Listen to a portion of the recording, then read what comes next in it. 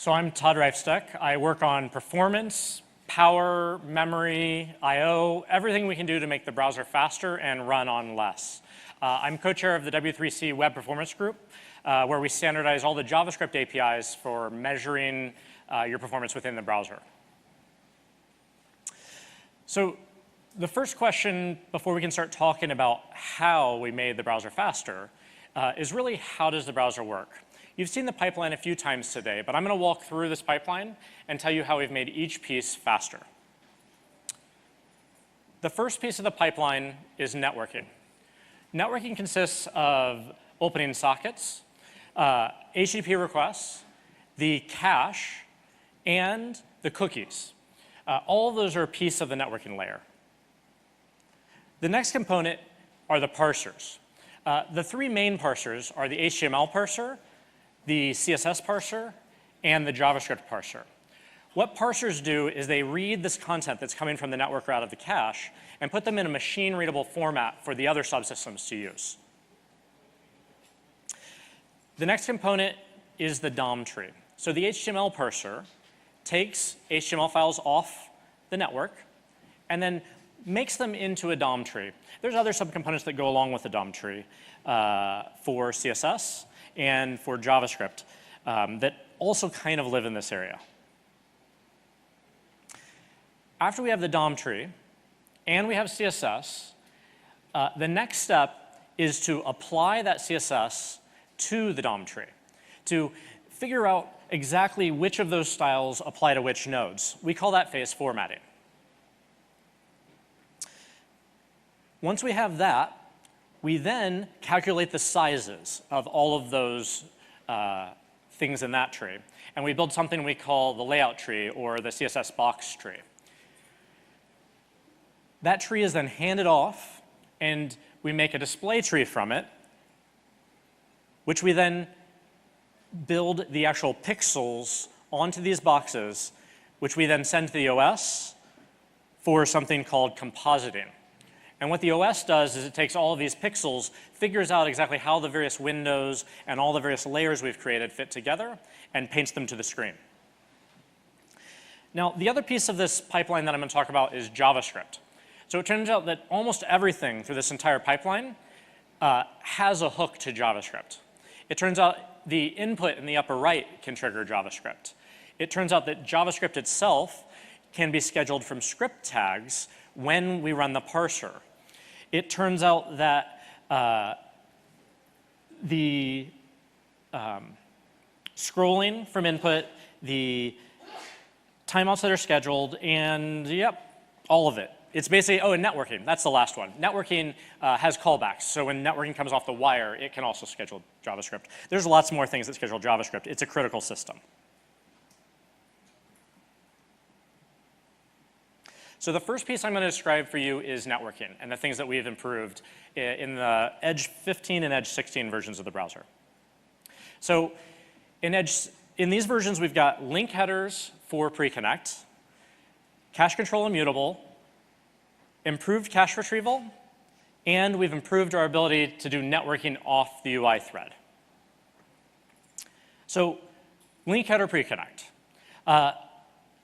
We've added the link header pre-connect to Edge 16 coming out this fall. What you get from this is the ability to, at toddreifsteck.com, which is a really important site you definitely want to connect to. It doesn't exist, by the way. You probably want some art. And on a slow connection, if you wait for the parser to get to the point where it has the image tag, it's going to wait until it sees it, and then it's going to open a socket. By putting the link header to toddreifsteck.com in your HTML request response, what will happen is that the networking layer can see this header and instantly open a socket. Because it's opening the socket, then by the time the parser gets there, the socket is already starting to be opened, and it will mean that it's faster to start downloading the bytes. You can generally configure this in your CDN or in your web server. The second feature that we've added is cache control immutable. Immutable means not changing.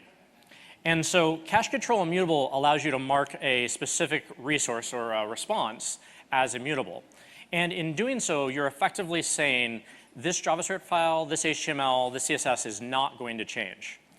When the browser stores a resource and knows that it's immutable, it means that we don't have to ask the server if this has changed. We don't have to spend the time to ask the server, get a 304 back before we can validate that what's in the cache actually works. Because of that, we just grab it from the cache and load it into the browser.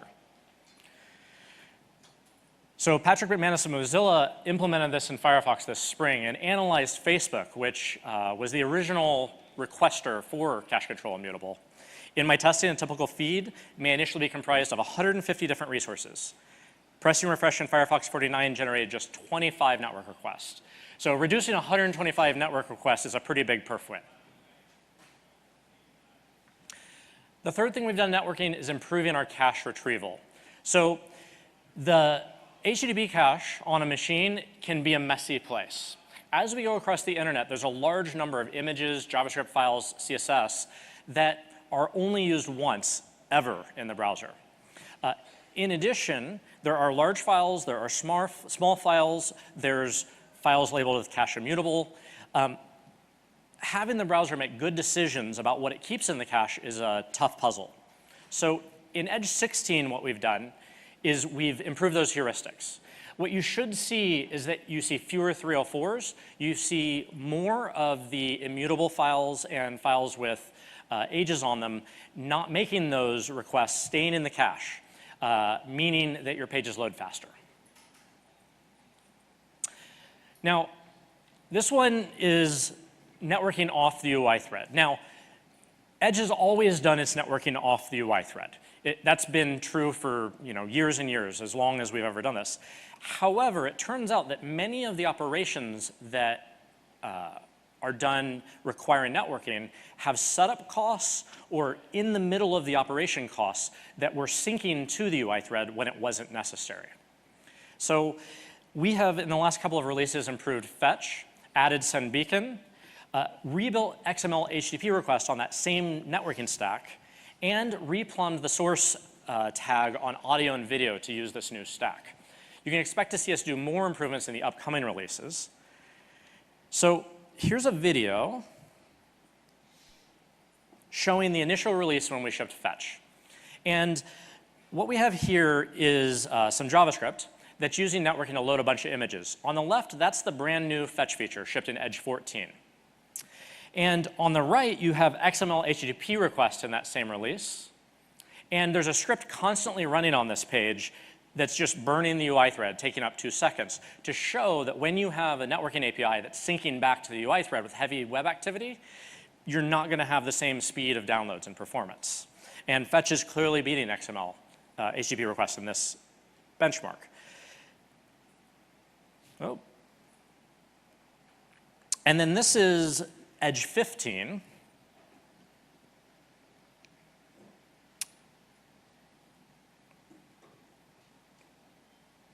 Sorry, I went backwards. There it goes. Edge 15, where you'll see fetch going the same speed, and then you're going to see XML HTTP request, which is completed in roughly the same amount of time. By replumbing XML HTTP requests on top of the fetch API, this new fetch infrastructure that's on a background thread, we see the improved perf in it as well. It's off by a couple of seconds. That's just bad luck due to a set timeout getting in the way as the promise is completed. So the next piece of the pipeline, parsers. We made 2 major improvements in Edge 16 for parsers. The first one was in the HTML parser.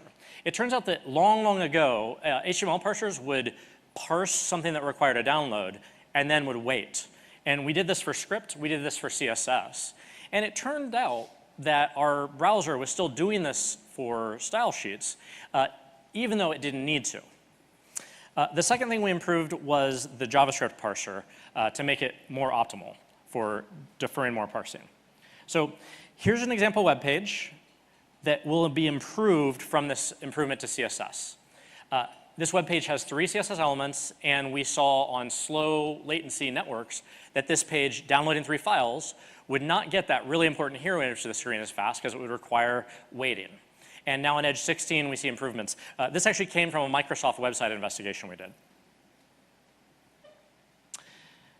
The other big thing, which Brian talked about earlier from the JavaScript team, is improving the deferred parsing. Another Microsoft website investigation we did showed that a bundler was wrapping all of the code on the website in try catches. That makes sense. You want to catch errors. They wanted to report the errors. It's not that crazy. Except it turned out the heuristics of the JavaScript parser were parsing all of the functions inside of that try catch, causing a very large page load delay. So in Edge 16, the JavaScript team has improved their parser, and they defer even more parsing. In this example here, imagining that requires almost no JavaScript was just a tiny little function in one of these libraries, we would pay very little parsing costs, and then we would only parse requires almost no JavaScript at the time this console.log calls it. And this button requires some heavy pushing. So this is a little demo that Nolan Lawson, who will be speaking next, put together, showing how in RS1, shoving some try catches around a bunch of bundled libraries, 360 milliseconds to load. And then in the Edge 16 release, it's 170 milliseconds. So that's a 200 millisecond win in a page load. We actually did see wins bigger than this on internal websites. The next piece of the pipeline is the DOM tree, and also the various DOM APIs that surround the DOM tree and the various states surrounding the DOM tree.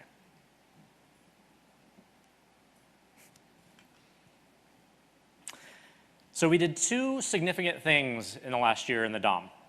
The first thing is passive event listeners. And the second thing really is not just a one-year project. It's the DOM tree rewrite. The DOM tree rewrite has been a thing that has taken multiple years for the DOM tree to complete. We had an opportunity when we moved from IE11 to a brand new engine to look at what it was going to take to build a modern browser and to support the modern web. And one of the key pieces of our engine that needed to be rebuilt was the DOM tree. I'm going to talk you through why.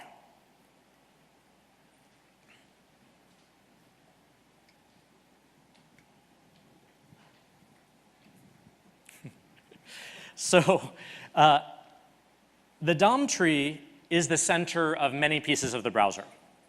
As you can see here, JavaScript has to work through the DOM tree, editing, spell check, many pieces of the browser are built upon the DOM tree, which is all the HTML.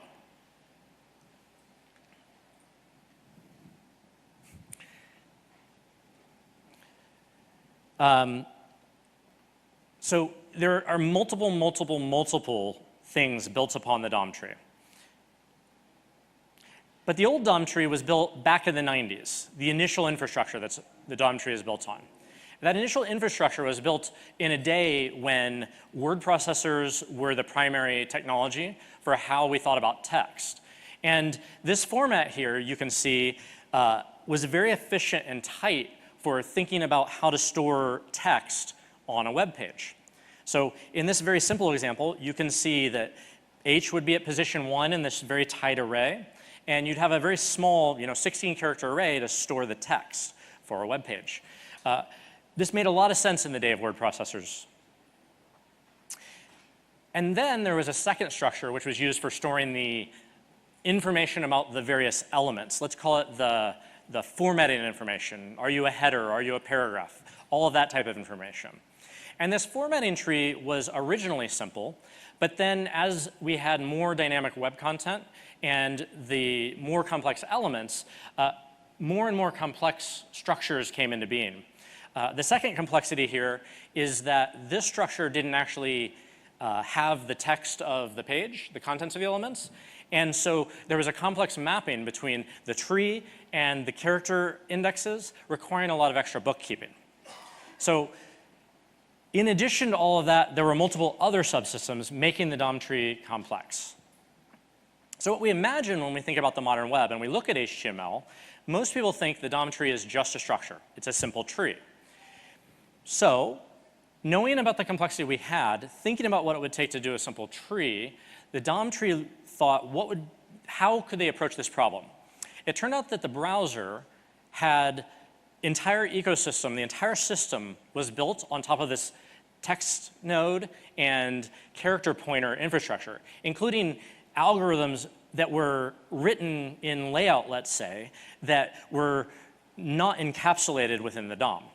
So the first step they took was to think about what should they refactor it to be. And they built a new DOM tree infrastructure, roughly equivalent to how you would think about JavaScript DOM manipulations.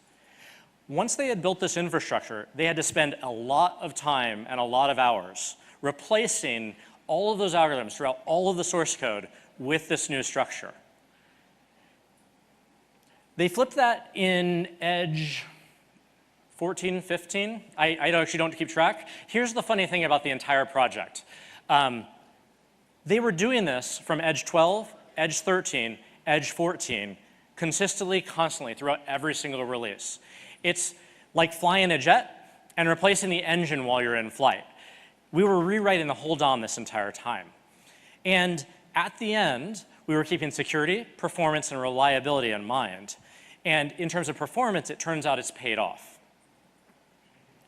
In the last year, our score on speedometer has gotten 1.8 times faster. And in the last 2 years, it turns out I have slightly updated numbers from what you guys saw this morning. We're actually 2.7 times faster from our original Edge 12 release. So this new restructuring has really paid off. The second big DOM feature is passive event listers. Now, it is not a 2-year experience. It is not the rewrite. But it is a big perf feature all on its own. It turns out today it's really common for events to be put on the page to track some type of action that is not critical. Especially on wheel listeners, we've seen this. It's very common to see detection or networking calls kicked off from this type of code. So passive event listeners allow us to flag this particular event listener as passive. Now, that doesn't optimize the DOM. What it actually does is it optimizes our ability to take advantage of the fact that we know this code's not going to run. So because we know this is passive, the input thread can choose to process this wheel action. In processing the wheel action, what they can do is they just feed that wheel straight to the OS composition layer, and because they've done that, the page can scroll. In parallel to doing that, the JavaScript will run the event on the page thread, so both things can happen at once without blocking the scroll. The next piece I'm going to tell you the fixes on are formatting and layout. So formatting and layout are a very complex piece of our engine. And you should see some improvements in ID attribute changes and class changes. There was quite a bit of work done on this subsystem in this release. Here's a visual representation of formatting, showing you the collection of styles, how we apply the matching algorithm, apply it to the DOM to get a new tree at the end that we can then use to construct our box tree. That's roughly how formatting and layout work. It turns out there are a lot of details to how formatting and layout work. And Greg Whitworth has an awesome 40-minute talk. 2 minutes on layout and formatting really just isn't enough to go into this. And this talk is excellent. So what did we make fast? I'm going to show you just a couple of quick demos. Here, we've got a little bit of code that brings a brand new class into existence. This class is not in the CSS files. It hasn't existed. And then we provoke a layout by checking the height, something that should almost never be done. But it's useful for a demo. This is what Edge 15 recorded as this little demo, 250 milliseconds roughly.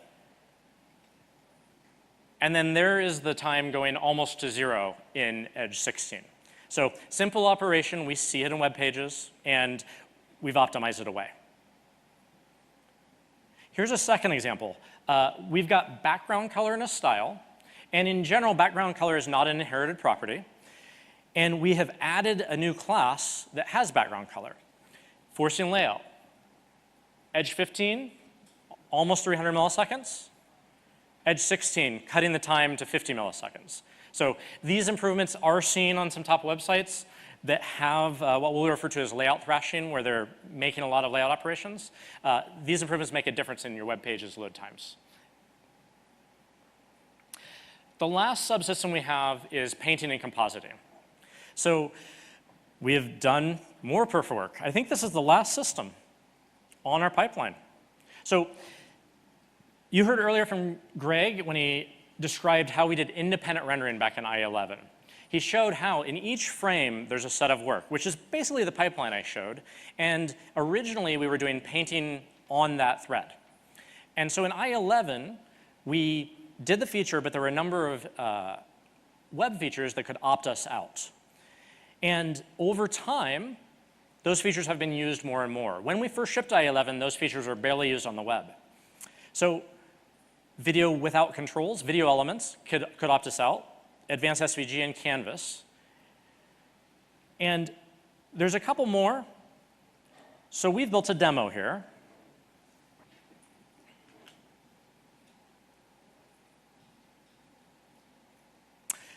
This demo you can use to test your own HTML for independent rendering, built by Nolan Lawson, who'll be up next.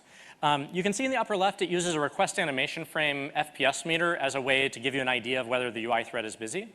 And it has some checkboxes for the things we've optimized, and then a nice little box there where you can fill in your own custom HTML if you're trying to figure out why you're seeing a lot of painting costs.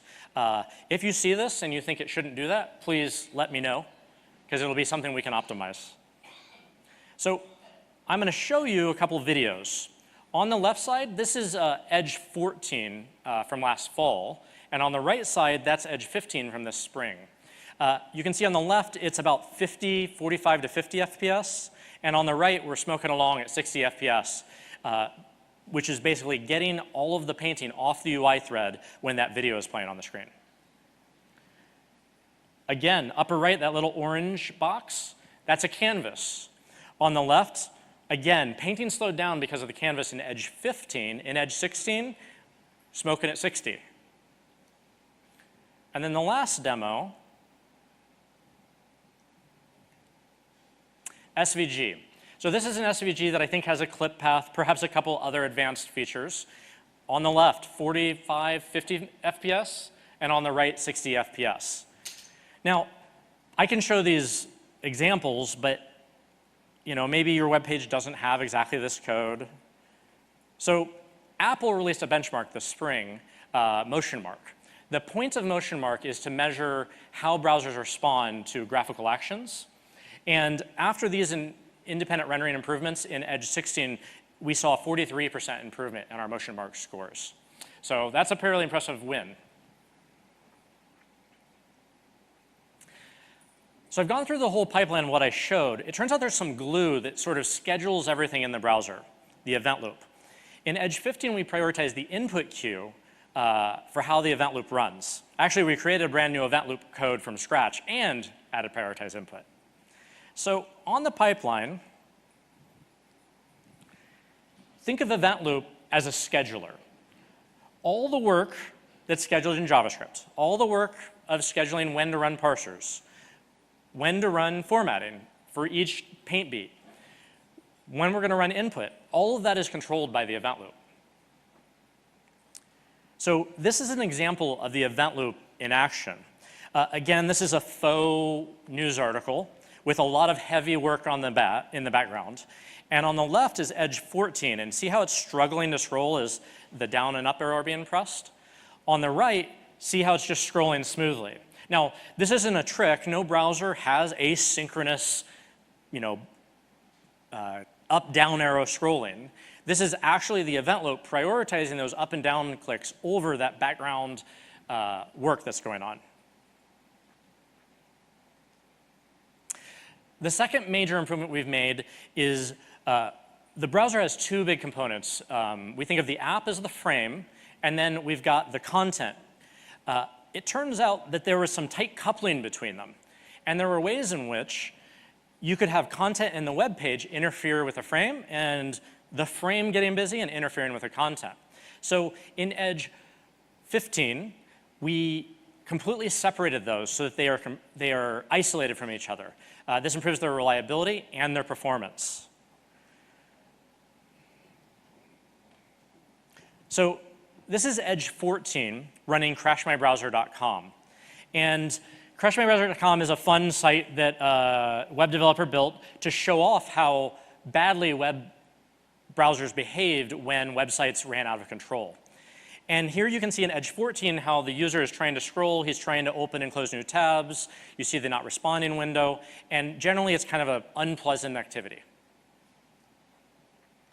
So this is Edge 15 doing the same work. And what you'll observe is it just works. Every time you click, every time you do a new tab, everything is smooth and silky. So this is a pretty big deal, and Edge 15 really feels like a new browser from this work. So the pipeline, end to end in the last 2 releases, we have improved something in every single piece of it. And in the next release, we're going to improve something in almost every single piece again. It's what the perf team does, it's what the web platform team does.